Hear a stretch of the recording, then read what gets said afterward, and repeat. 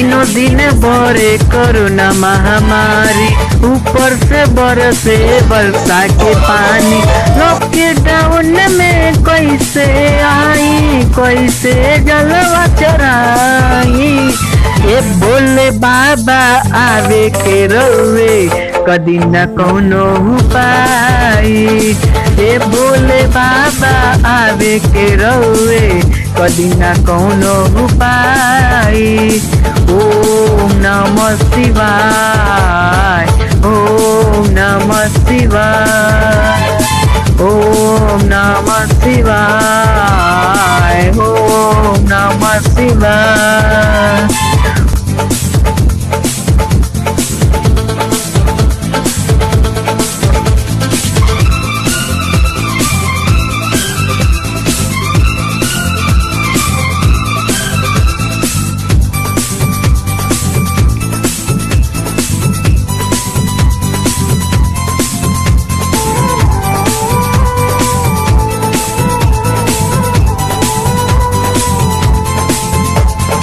जैसे पीले रही दिशा के खीस में, कर दी चमत्कार फिर 2020 में।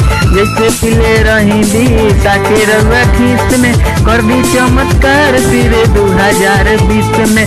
आशा उम्मीद रहे से बा कर दी सबके भलाई।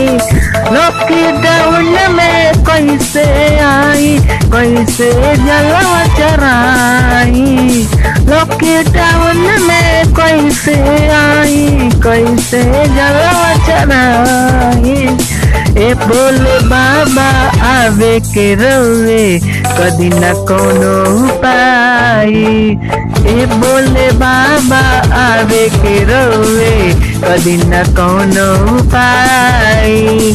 ओम नमः शिवाय, ओम नमः शिवाय।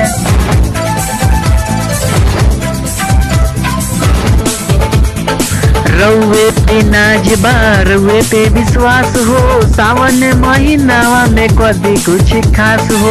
रउए पे नाजबा, रउए पे विश्वास हो, सावन महीनावा में कदी कुछ खास हो।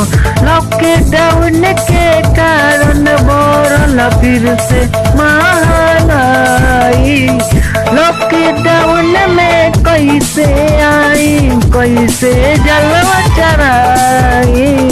लॉकडाउन में कैसे आई, कैसे जलवा चराई। ए बोले बाबा आवे के रवे, कदी न कौनो उपाय। ए बोले बाबा आवे के रवे, कदी न कौनो उपाय। ओम नमः शिवाय। दिनों दिन बढ़े कोरोना महामारी, ऊपर से बरसे वर्षा के पानी।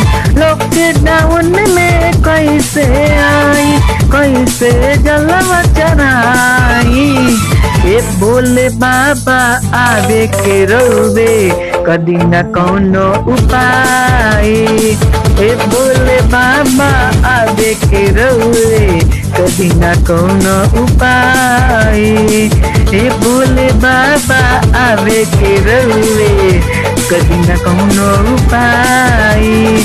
ओम नमः शिवाय, ओम नमः शिवाय, ओम नमः शिवाय, ओम नमः शिवाय,